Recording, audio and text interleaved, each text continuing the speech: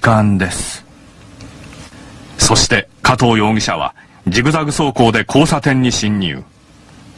トラックを降りた加藤容疑者は歩行者を次々に刺したのだ。奪われた7人の命。生い立ちを話す時など時折涙を浮かべている加藤容疑者。しかし被害者に対しての反省の言葉は未だない。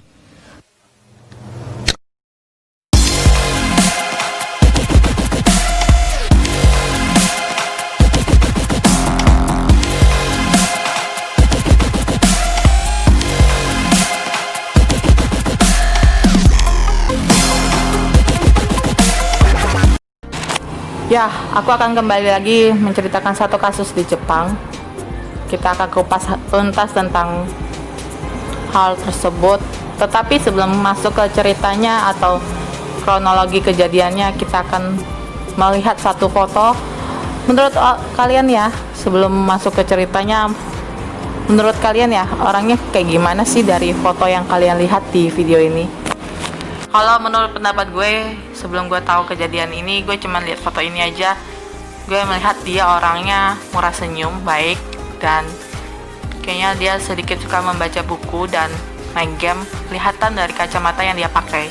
Tetapi ada satu kejadian besar yang mengubah hidupnya, yaitu dia melakukan pembantaian orang-orang di jalan di Jepang, yaitu di Akihabara di Jepang.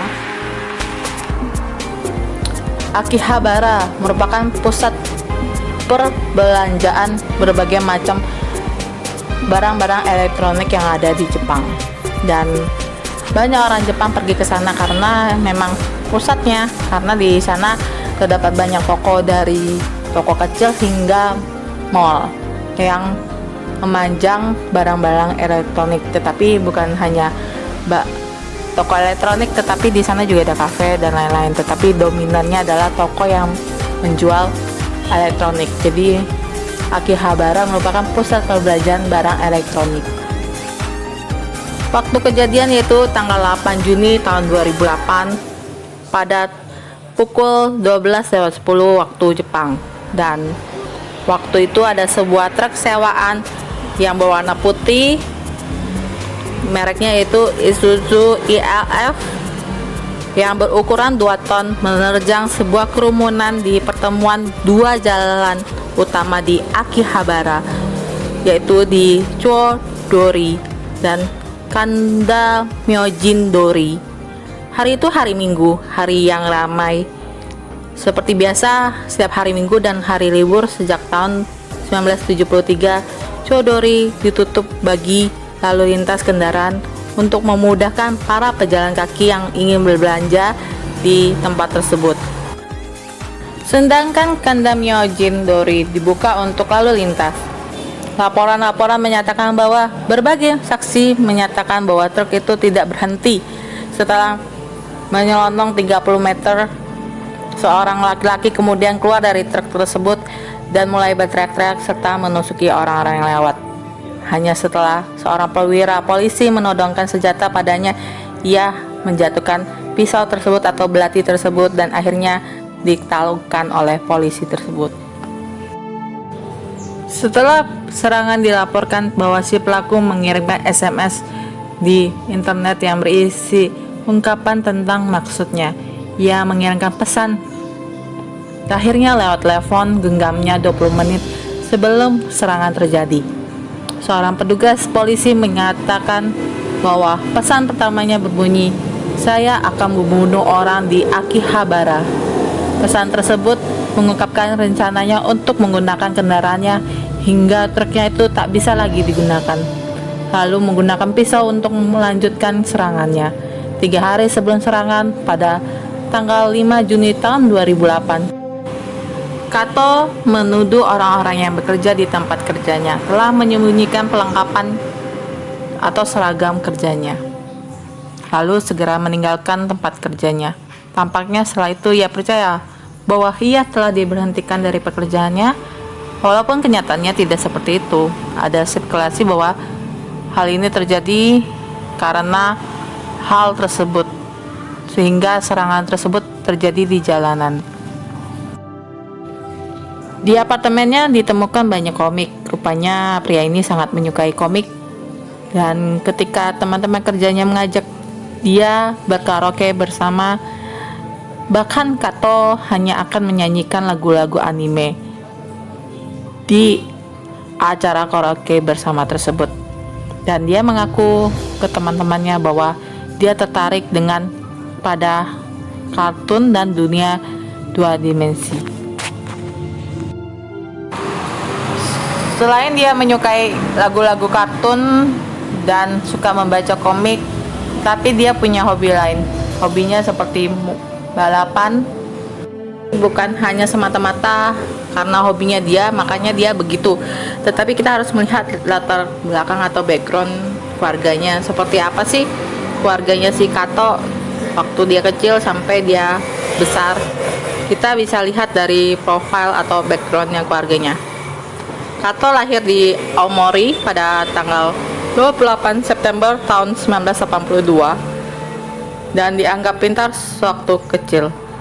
Selain memiliki nilai yang bagus di sekolah, dia juga aktif dalam bidang olahraga sehingga dia ingin menjadi atlet lari. Hubungan orang tua dengan Kato pun sendiri kurang bagus ya, karena orang tuanya sendiri memberikan banyak tekanan kepada Kato. Ayah Kato merupakan seorang manajer di institusi finansial bersama si ibunya. Keduanya memaksakan anak-anaknya untuk menguasai pelajaran dengan baik. Kadang Kato bersama adiknya diminta untuk mengulang pekerjaan rumah dengan standar lebih tinggi untuk memberi kesan kepada guru di sekolah. Bahkan adiknya mengaku Kato pernah diperintahkan orang tuanya untuk melahap sisa makanan yang berada di lantai sebagai hukuman. Bahkan tetangga yang dekat rumahnya pun sering melihat Kato dihukum oleh kedua orang tuanya. Dia diminta untuk berdiri di depan rumah agar masa kedinginan selama musim dingin selama berjam-jam. Alasannya pun tidak jelas, kemungkinan besar berhubungan dengan prestasi atau nilai di sekolah. Saat masuk sekolah menengah atas, Kato mulai berubah. Dia menjadi kasar di rumah, tidak kenal baik dengan siswa lainnya, dengan nilai akademisnya semakin lama semakin turun drastis.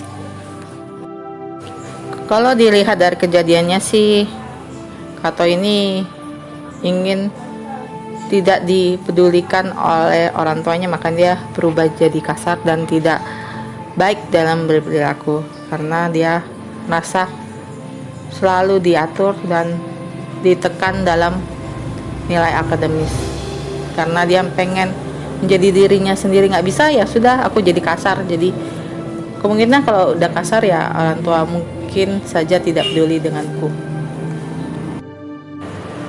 Lalu orang tuanya pun ingin anaknya si Kato ini berkuliah di Hokkaido, salah satu universitas terkenal di Jepang. Tetapi pada kenyataannya dia gagal dalam ujian masuk universitas tersebut.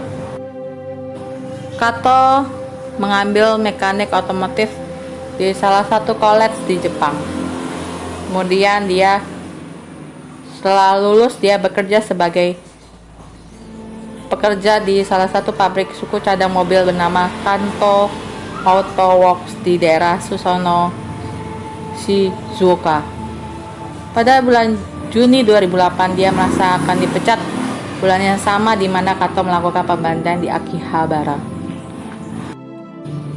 Sebelum pembantaian terjadi, dia sebenarnya pernah melakukan chatting di forum internet, dan dia mengamuk di internet tersebut dan mengatakan akan membunuh orang-orang di Akihabara.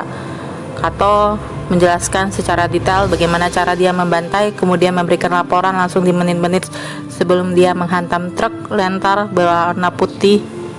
Berikut kronologi pesan Kato yang disampaikan di forum internet yang diunggah pada tanggal 8 Juni 2008. Jam 5:21, saya akan menabrakkan mobil ke arah orang-orang. Apabila kendaraan ini sudah tidak berguna, maka saya akan keluar dengan sebilah pisau dan selamat tinggal semuanya. Dia bilang begitu di pesannya. Dan jam 6:10 mereka mengatakan bahwa jalanan yang ingin saya gunakan ditutup. Betul kan, semuanya menghalangi saya. 6:31 di internet dia bilang, sudah waktunya, mari kita pergi. 7:30, hujan ini sangat buruk, padahal saya sudah menyiapkan segalanya secara sempurna. 7:34, saya tidak peduli, saya akan pergi walaupun hujan, walaupun hanya hujan kecil. Lalu jam 11:45 saya telah sampai di Akihabara. 12:10 sudah waktunya. Pembantaian pun terjadi. Pembicaraan yang dibicarakan Kato itu terjadi di forum internet. Dan kalau gue lihat dari ceritanya, sebenarnya Kato ini tertekan dari dia sejak kecil sampai dia besar. Gimana gak tertekan? Orang tuamu pengen kamu bisa masuk ke sekolah bagus, universitas bagus, dengan nilai bagus. Pokoknya harus bagus nilai akademismu. Tetapi apakah itu yang aku inginkan? Bukankah aku juga ingin bebas punya cara hidupku? Apakah aku juga salah sebagai orang tua yang ingin anaknya nilainya bagus? Tetapi kondisi tidak terjadi seperti itu pada kenyataannya. Ambisi orang tua membuat anak yang kita lahirkan menjadi tertekan. Dan menurut aku, hidup harus bisa melihat berbagai macam kondisi dan harus kita sesuaikan. Kita harus memilih cara yang tepat untuk mendidik anak kita, entah itu anak laki atau anak perempuan. Kita harus mengetahui anak kita seperti apa orangnya, karakternya seperti apa. Bukan segala sesuatu harus ditekankan seperti ambisi kita, pengennya nilai anak kita bagus, dapat juara, ditekankan ke anak itu bisa gila, tidak akan merasa nyaman dan tidak akan membicarakan masalah kepada orang tuanya, karena kita tidak mempunyai kebebasan dan rasa nyaman di samping orang tua kita. Tapi itu sudah terjadi. Kondisi seperti di lapangan kerja juga sebenarnya banyak tekanan. Di sekolah kita juga dapat tekanan dari guru untuk mendapatkan nilai bagus. Seperti itulah di kehidupan di Jepang yang begitu keras menurut saya.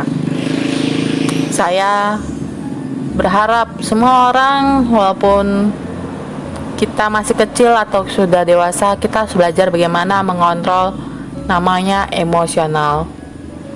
Di YouTube banyak, tapi kita harus pintar-pintar milih mana yang bermanfaat bagi kita atau bagi orang lain. Ingat, kita harus belajar bagaimana meng-cooling down perasaan sendiri agar tidak menjadi suatu perkara yang besar seperti ini. Sampai jumpa, sekian video dari saya. Dadah.